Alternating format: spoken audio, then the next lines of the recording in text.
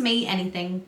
So I put the question out to you guys on Instagram, YouTube and Patreon, and you came up with some questions. So let's answer them. So I've got my list here. So over on Patreon, I got asked by Strand GSX, who or what made you realise you were a metalhead? So I've written my answer down here. So in me is my first memory of heavier music. They were the first gig I went to at the Norwich waterfront, and I think I was about 14 at the time. Nope, I was 15. It was in 2004. So I was pretty much just old enough to go to gigs on my own. Like, I never really had an urge to go to gigs before then. I guess because I was too young, it wasn't really something on my radar, you know. I mean, my parents didn't really go to music gigs. Well, my dad did, but it wasn't that often. I think it was like more back in his day that he went to gigs rather than like when me and my sister were children. So it wasn't really an activity that I was really aware of. So throughout my teens, me and my sister both listened to In Me, and yeah, we were pretty into them. I had my own favourite band, which was Him, and I still listen to them to this day. I also follow Vil Vallo, who I think it was in 2017 that the band split and called it a day. But Vil Vallo went and done his own solo project. So Strand GSX also asked, how old were you when that happened? I've already answered that, and I was 15 years old when I realised I was a metalhead. So doing the math, that was 22 years ago. Wow. So over on Instagram, we had a question from Alex Rock Up Your Mind. She said, when have you become a metalhead? So that was already answered. So I was 15 years old. She also asked, what are your favourite bands now? So currently, I would say Dayseeker are my favourite band because they're always my go-to band to put on Spotify. Yeah, that's how I gauge it really. I've put these questions somewhere, I swear. I've written them down. I've actually got the answers on a Word document, which I completely forgot about. This was just on my desk, so I just picked it up and started reading from it. But yeah, I'm going to continue on the Word document. So, where did we get to? Oh, actually, no, so Strand GSX's question about how old were you when that happened, it wasn't when I was 15, it was in 2003 when I was 14, and I said I first discovered Him, who I've been a fan of ever since. It was their song at the time, Funeral of Hearts, that hooked me. So I listened to other music by Him, and of course they have heavier songs than Funeral of Hearts, which in my opinion is quite a mellow song. Like, yeah, it's not their heaviest thing at all by any measure. Yeah, and I said my fashion sense changed to a more alternative one in 2004 when I was 15, which is also when I dyed my hair black. So yeah, over on Instagram, Alex Rock Up Your Mind asked, what are your favourite bands now? So I put Dayseeker. I discovered them in 2023, and Dayseeker are a constant band on my playlist. Like, whenever I put something on Spotify, I always go to Dayseeker. And then I continue that question by saying, going by my top most listened to artists on Spotify over the past year, so from number 1 to number 20, I'll just go through the list. So it's 1 is Dayseeker, 2 is I Prevail, 3 is Falling in Reverse, 4 is Rain City Drive, 5 is Holding Absence, 6 is Linkin Park, 7 is Bad Omens, 8 is Busted, believe it or not. Where am I? 9 is Catch Your Breath, 10 is Daughtry, 11 is Death Havana.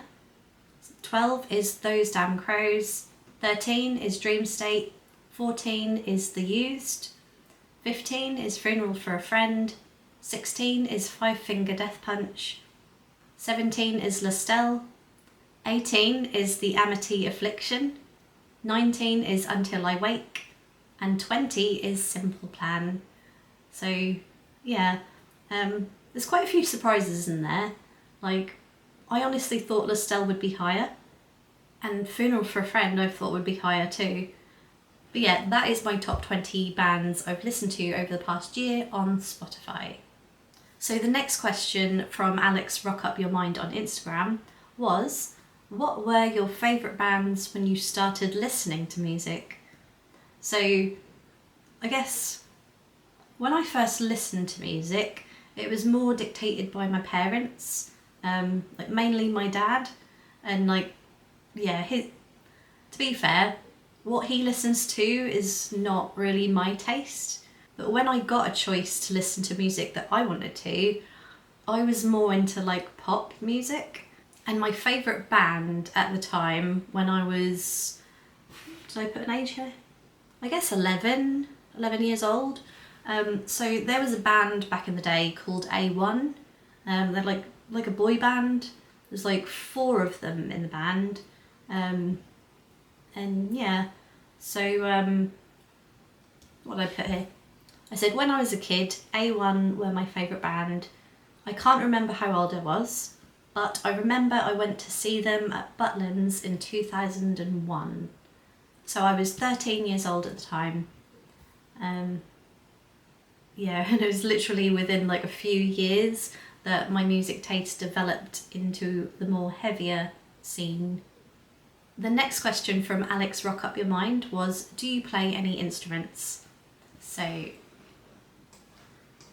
I'll move my answers over here so I'm more looking like at the screen lens.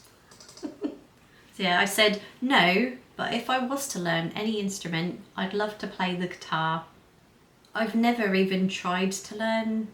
I guess like growing up, my family weren't like well off. Guitar lessons are quite expensive, and that wasn't really an option. So Alex Rock Up Your Mind also asked, do you sing? So my answer was, I like to sing in private, but that's not to say that I'm any good. If you'd ask that question to my husband, am I any good? He would say, fuck no. So another question we had over on Instagram was from Recordhead Tam, and she asked, do you have any advice for people, in brackets women, travelling alone to a different city for a gig? So yeah, that's quite a good question, because I do travel often on my own to gigs, obviously mainly in London, but most recently I went to Brighton, that was on my own. So I said, this question sounds like it's referring to safety. I've never really thought about keeping safe, especially as I'm on my own. It's probably something I should be vigilant of. But my advice would be to let someone close to you know your plans, where you're staying, etc. and check in with them at the end of the day so they know you're okay. Yeah, so like in terms of myself, my husband is back at home usually. Like he doesn't come to London to gigs with me, but I let him know where I'm staying. Obviously he knows when I'm coming back.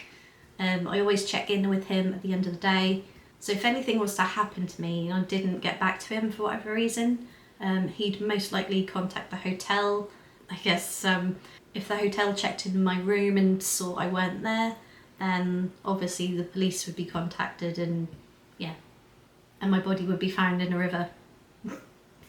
Hopefully not. Yeah, then I continued to say, I keep my phone on an anti-theft lanyard around my neck when I'm travelling and at gigs / festivals. So yeah, like your phone is probably the most important thing you'd have on you. Like, not only does it hold all your personal details, like sometimes even your card, like to pay with.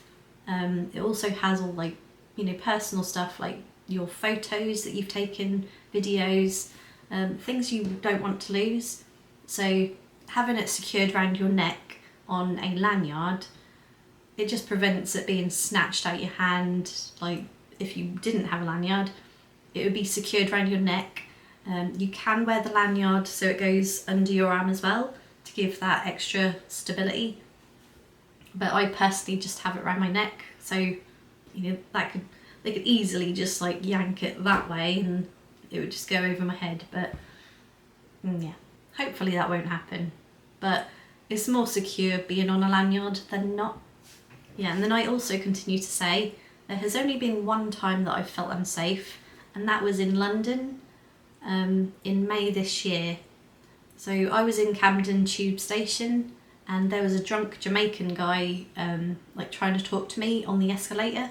I don't like to offend people, so like if they're talking to me, I do respond. But yeah, like I should have really just ignored him and not engaged. I think more sensible people would do that. So yeah, my advice is probably if you are approached by a drunk or you know disorderly person, do not engage with them. Like just continue walking, don't make eye contact. Yeah.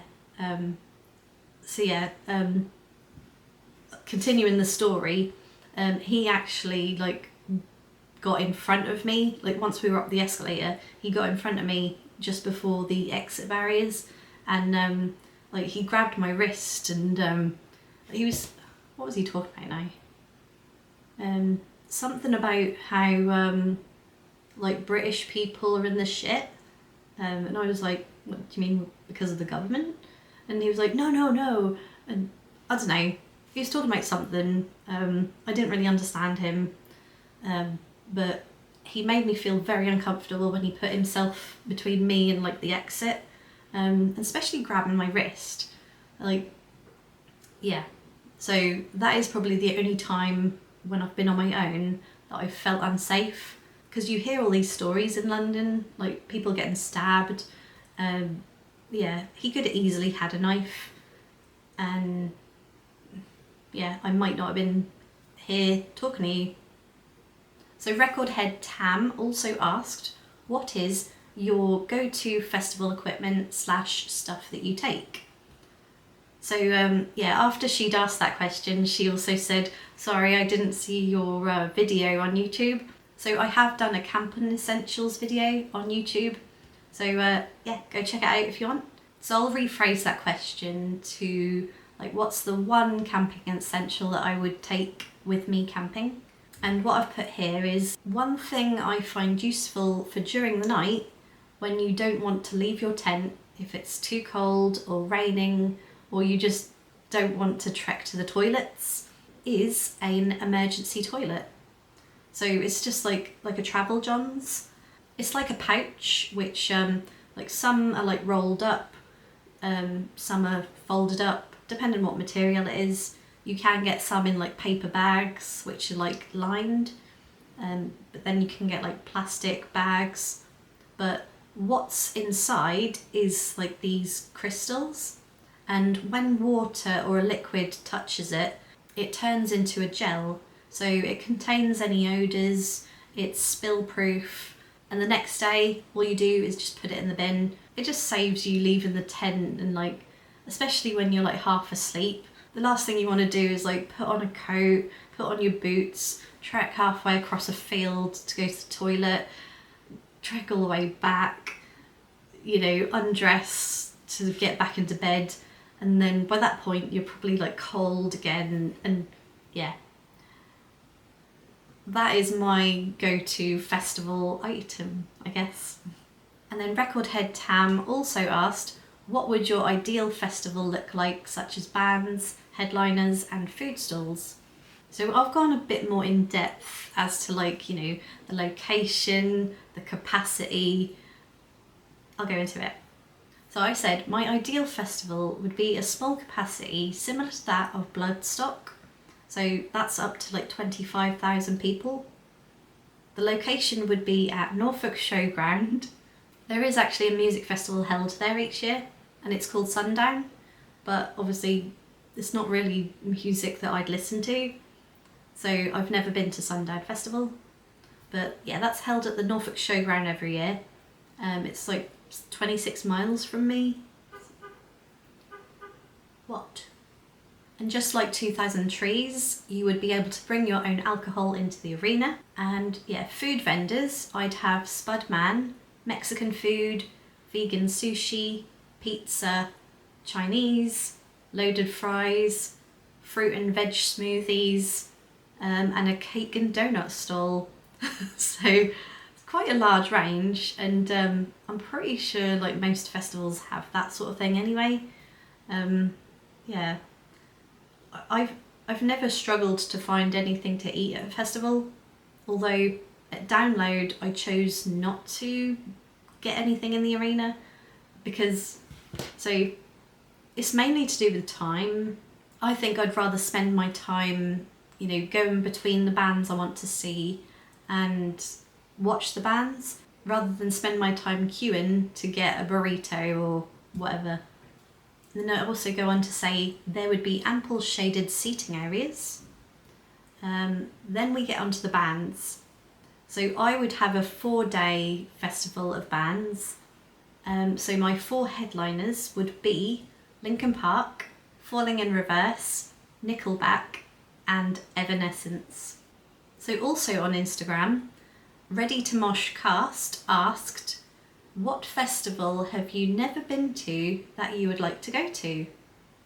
So I put 2000 Trees. There are a lot of things that make it unique from other festivals, such as the days being Wednesday to Saturday. So you get like the Sunday to recover before going back to work on Monday. And you're also allowed to take your own alcohol into the arena.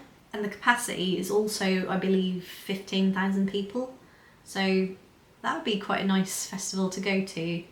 And obviously the bands, so it's like a small scale of Download really. And then the other question that Ready to Mosh Cast asked was, what are your favourite crisps? I quite liked this question because like it's going a bit away from like, you know, the music side of what I like, to more of like a personal food question. So my go-to is plain and simple. So I like Walker's Ready Salted Crisps or other brands, you know, if it could be a supermarket brand, I'm not fussy.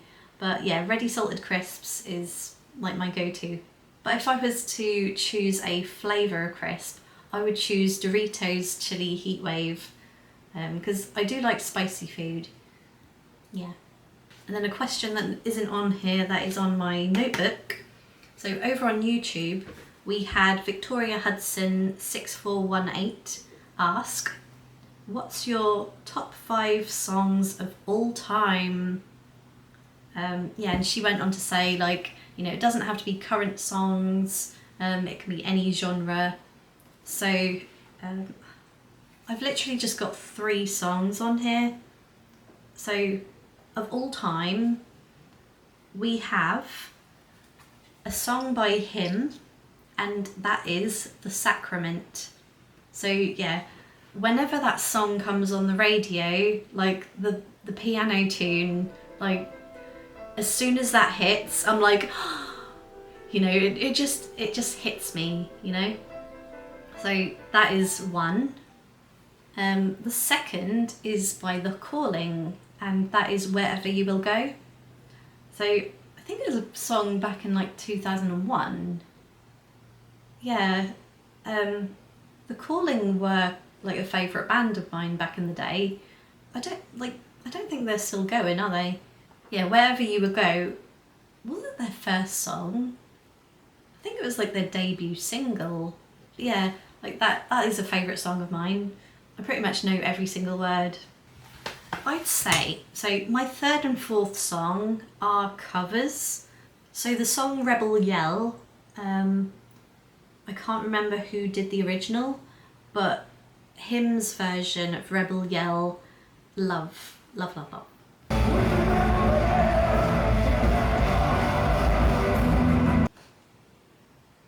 No, Billy Idol did that, yeah. My next favourite song is Wicked Game, and I believe that is by Chris Isaak. Let's just Google to be sure. Wicked Game. Yeah, that's Chris Isaak. So again, Wicked Game has been covered by many people, including him, but also Corey Taylor covered it. Or was it Stone Sour? Hold on. Google. So this one is on the spot. Number 5. I mean, it's going to have to be a current one, I'm afraid. And that's going on my top song of 2024 on Spotify. And that is Homesick by Dayseeker. So yeah, that's my 5. That's 10. That's my 5. So yeah, they were all the questions that I got asked. I did start to write some of my own. Yeah, so I've put, what's your favourite band? So I put 2 options, my favourite band of all time and favourite band currently. So I think I pretty much answered those, but my favourite band of all time is him, and my favourite band currently is Dayseeker. Another question I've put down is, what's my favourite tattoo? I haven't really thought this through. My favourite tattoo sentimentally would probably be the one on my arm. Was it? No, you can't. I'll just insert a picture here. So there's a pocket watch on the tattoo, and the time is when I got married to my husband. It just has like a special meaning behind it. And obviously the rest of the design is roses, and it's just a pretty like half sleeve tattoo. I'd say my favourite tattoo was this one. Can you see that? I'll also insert a picture of that here, just so you can see. I'll throw another question in there. What was your first tattoo? So again, I will insert a picture here. I believe my first tattoo was in 2013, and at the time, that would have been 10 years of me being a fan of him. And obviously, as you can see by the photo, the design is of a heartogram. Heartogram? And yeah, I made up my own by adding like roses and 2 cats. I mean, at the time I only had 1 cat, so I don't know why I had 2 cats put on there, but it's just because I love cats. Oh wow. That was apt. Look at my top. Cats. Anyway, yeah, my next question to myself was, what skill would you like to learn? Again, I haven't really given that much thought. I guess carpentry, because it's quite a useful skill to have. I did enjoy woodwork at school. Yeah, I'd say carpentry. Although if you ask me next week, I'll probably have a completely different answer. They were all the questions. Yeah, so I might do another one of these videos, like an Ask Me Anything. So if you do have a question for me that I haven't covered here, like put a comment below and I will compile a list of questions, and I might do one like in a month's time, if I remember. I do have a habit of like committing to things and like writing things down on my to-do list, never getting around to them, and yeah. If you've liked this video, please give me a thumbs up, and if you like this sort of content, why not subscribe if you're not already. Thanks for watching, and I'll see you in my next video.